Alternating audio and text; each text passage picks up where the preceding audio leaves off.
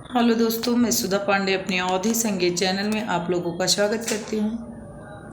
आशा करती हूँ आप लोग अच्छे होंगे, स्वस्थ होंगे, मस्त होंगे। आज मैं बहुत प्यारा नाच गीत आप लोगों को सुनाने जा रही हूँ। कैसे लगा कमेंट बॉक्स में ज़रूर बताना। गैले अपन पियवा से हार छोटकी ना नदी, गैले अपन पियवा से हार छोटकी ना नदी। खाई क मांगे पियवा पूड़ी औ पनीरिया, खाई क मांगे पियवा पूड़ी औ पनीरिया।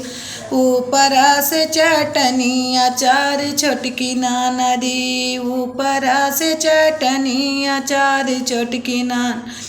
गैले अपने पियवा से हार छोटकी ना नदी, गैले अपने पियवा से हार छोटकी ना नदी। पीने को मांगे ठंडा और पेप्सी, पीने को मांगे ठंडा और पेप। ऊपरा से चखना सलाद छोटकी ना नदी, ऊपरा से चखना सलाद छोटकी ना नदी।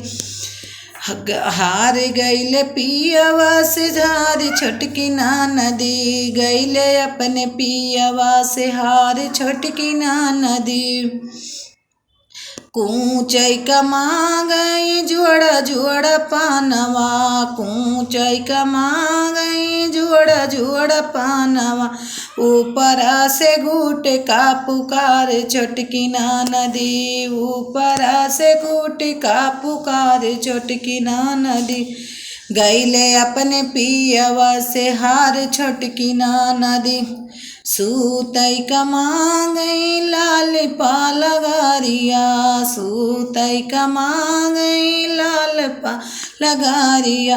ऊपरा से सावती हमार छोटकी ना नदी, ऊपरा से सावती हमार छोटकी ना नदी। गैले अपने पियवा से हार छोटकी ना नदी, गैले अपने पियवा से हार छोटकी ना नदी।